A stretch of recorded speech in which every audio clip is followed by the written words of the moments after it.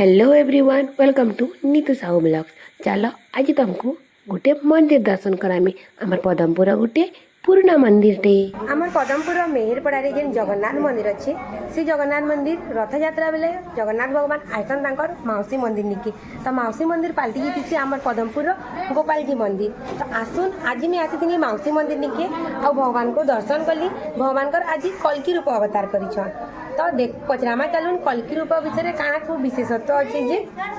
आसुन inner पुजारी महाशय के पचरामा भगवान कर जेन 10टा अवतार हेसन तार उपरे किछटा हमको बताबे। भगवान स्वयं परम ब्रह्म परमात्मा से जुगे जुगे जिते पृथ्वी रे साधु मानकर संहार हेसी अधर्म बढ़ी जासी सेतेबेले से प्रति रूप से धारण करसन। तो आमर मुख्यतः 24टा अवतार नहीं 24 अवतार भितर गीत गोविंद रचनाकारी माने सबुठी प्रसिद्ध। तेणु से दशावतार मध्य प्रथम हेले मीन कच्छप शुकर नरहरि बांगुसिंह वामन परशुराम राम बलराम बुद्ध कल्की। तो आज जो रूप धारण कर होती कल्की। कल्की अवतार भगवान केतले कौ रूप में आसबे से आम कहीं कहीपरानी किंतु भागवतर वर्णना अनुसार से कल्की अवतार धारण करेंगे आउ उत्तर प्रदेश धारण करेंगे भागवत वर्णना करा जायछि। तेणु ये लीला करने से ही आसुँच आ से जो दशावतार विषय आमर भक्त मैंने किसी जानापी से अवतार से कौ अवतार केमती रूप धारण करते देखापी ये आम सेयार करा 9 दिन भितर प्रतिदिन दुई अवतार करा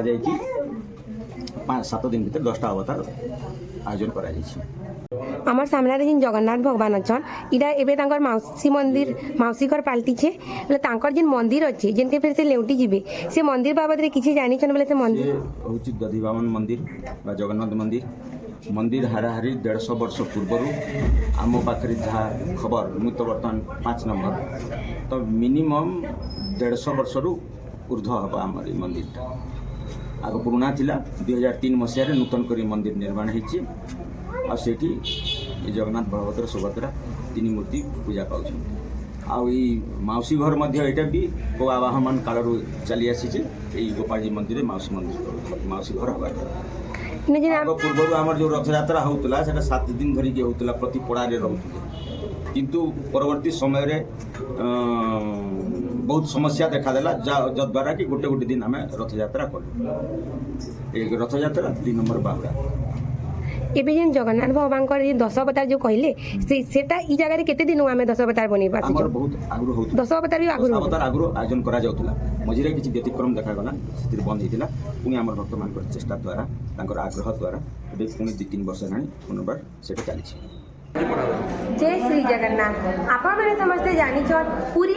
मंदिर रे महाप्रभु को सुनावेश कराहेसी ठीक सेंता आमर पदमपुर रे मेहरपड़ा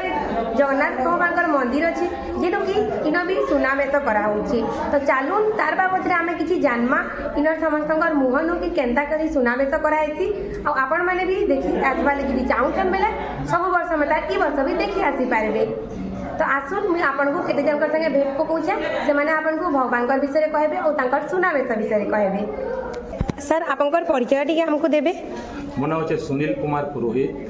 आमे ब्राह्मण पड़ार किंतु आमर सौभाग्य बहुत जे आमे गोपाल जी मंदिर पड़ा रे बास करतारो महाप्रभुकर किछि आध्यात्मिक दिगरे ताने आमे किछि सुयोग पाइछु तेणु करी आमे निजको धन्य मन करछु। से मैंने सुनबार के पाइली कि न सुनावेश होइछे बोली कि तो ई मंदिर रे सुनावेश आमे केन वर्ष इटा स्टार्ट हिचे सुनावेशटा एक्चुअली गत वर्ष ठानु आरंभ कराइछे आउ 4-5 वर्ष हेलान आमे भगवानकर 10 अवतार बेश करि आसुछु आउ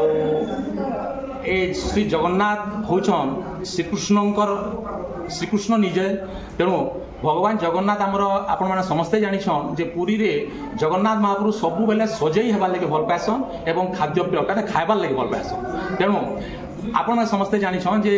कौनसी देवादेवी एमती नाई जे जेन माने कि संध्या राति शुइला समय सजे हेसन किंतु आमर जगन्नाथ महाप्रभु राति शुइला समय एते बेस हेसन ताके बड़ सिंगार बेस पाइसी तेणु आमर समस्त मन भितर गोटे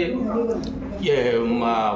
आमर मन भितर गोटे यहाँ उठला जे आम भगवान को सुना बेस जदि सजामा ताहले से सुंदर जदि दिसबे बेला आम समस्ते खुशी हेमा एवं तांकर सुना बेस को दर्शन करी आम समस्ते भक्त माने आम सौभाग्य अर्जन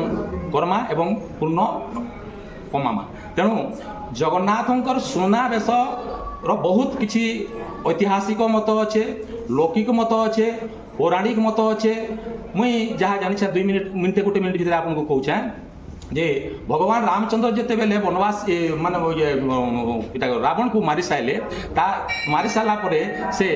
भक्त विभीषण को जिते राजा कले विभीषण कहले जे प्रभु आपण तो मते सारा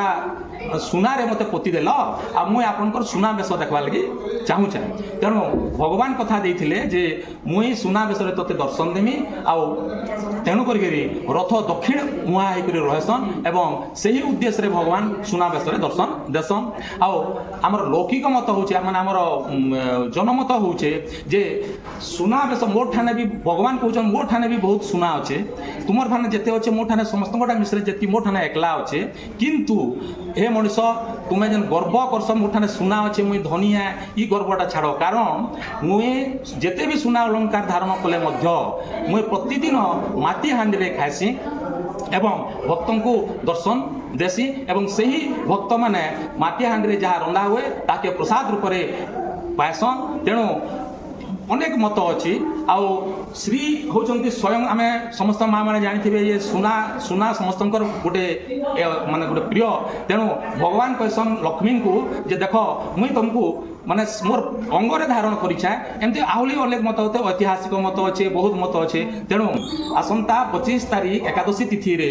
आमे मेहेरपड़ा रे भगवान श्री जगन्नाथंकर पुराना मंदिर जेंटाने सेही ठाने रथ उपरे भगवान सुना बेस दर्शन करबार सौभाग्य पाएमा आ गत वर्ष ठारू जेहेतु आरंभ कराइछे ए वर्ष भी भगवान जदि वर्षा वर्षा नहीं कले बेले आमे समस्ते भल हिसाब दर्शन करी पारमा बोली आशा करछन